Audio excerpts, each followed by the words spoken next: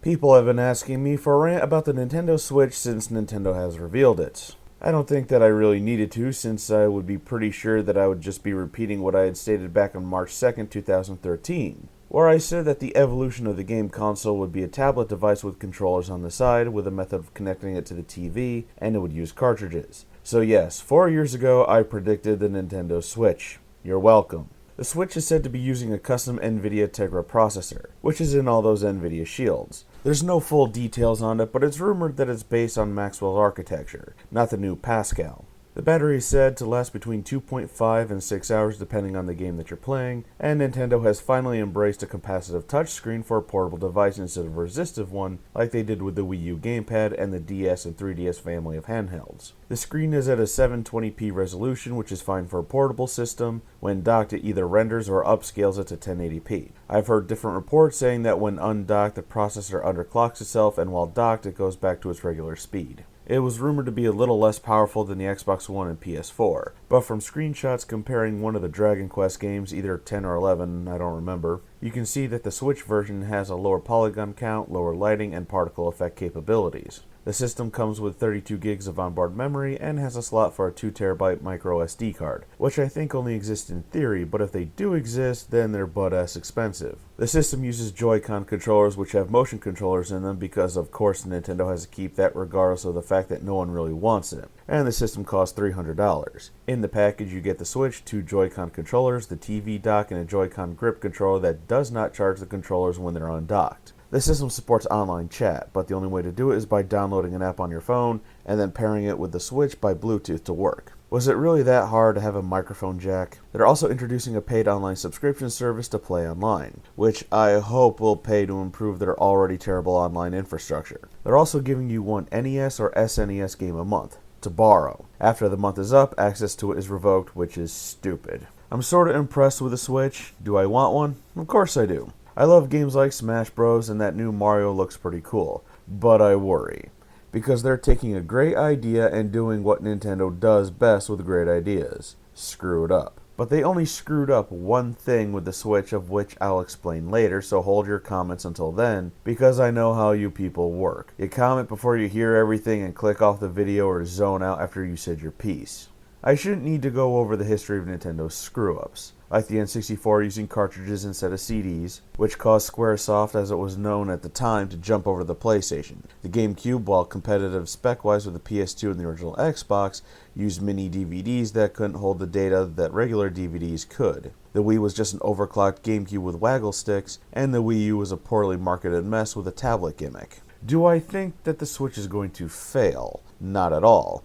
Pre-orders have sold out from all retailers, but seeing how Nintendo couldn't flat out or refuse to keep up with demand for the Wii, Amiibo, NES Classic, I have serious concerns if they're going to purposely keep supply low to drive demand further. While making the new Zelda a launch title, it feels like they're trying to make lightning strike twice like they did with the original Wii. I don't really care if games running on it will have watered down graphics, as long as the experience is the same as its competitors. I'll be happy. What worries me is if third parties will shun the Switch like they did with the Wii and Wii U. Yeah, Nintendo said they got all these third parties on board to make games for it, but this happened with the Wii. They got on board, saw it couldn't do what they wanted it to do, and then abandoned it. Same thing happened with the Wii U. They said that there were third parties lined up, but third party support was pretty minimal. Ubisoft held back the already set-to-be-released Wii U version of Rayman Legends because they wanted to release it with the other versions because the Wii U wasn't selling that well. They even held back some party game that was ready to be released for the same reason. From what we've been hearing though, the Switch is apparently really easy to develop for, which some developers have said that it just works when it comes to compiling code for it. And again, third parties are excited for it, but they said they were excited for the last two systems, and look what happened. The issue here is that Nintendo has this Apple mindset. If you actually compare the two companies, they make very similar decisions. All of Apple's products are severely underpowered when it comes to its competition. They add in gimmicks you may not need or want or even use, but make it seem like it's really cool. Apple tends to stay behind the competition, and it takes a long time to give customers features that its competitors already had.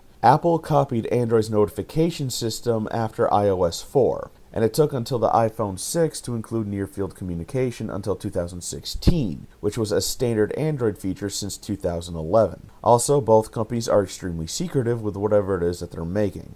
But like Apple, The devices Nintendo sells aren't bad, they're just different. They work differently and do their intended functions well. I used Apple computers for 6 years. I had an iPhone for about a year. I never had an iPad, but I have played around with them. The difference between Apple and Nintendo is Apple's very good at selling you underpowered, overpriced stuff. Nintendo is not. I enjoy my Wii U, my new 3DS, and I'm going to get a Switch as well. But I have a hard time believing that I'm going to get equivalent, not the same, but equivalent experiences that I do on my PS4 and PC. While there is going to be Skyrim and Dark Souls on the Switch, how long is that trend going to last? The Wii U had ports of AAA games like Batman Arkham City and Origins, Assassin's Creed 3 and 4, and a few Call of Duty games, but they were ports of older games that people already played. The only plus is getting these games like Skyrim and Dark Souls on the Switch is that they'll be portable. But this is what I think Nintendo's biggest mistake is. They're marketing it as more of a home console rather than a portable one. Nintendo has said that they're not going to let the Switch replace the 3DS, which is something that I have a really hard time believing as well. Nintendo has said that the DS wasn't going to replace the Game Boy, but it did.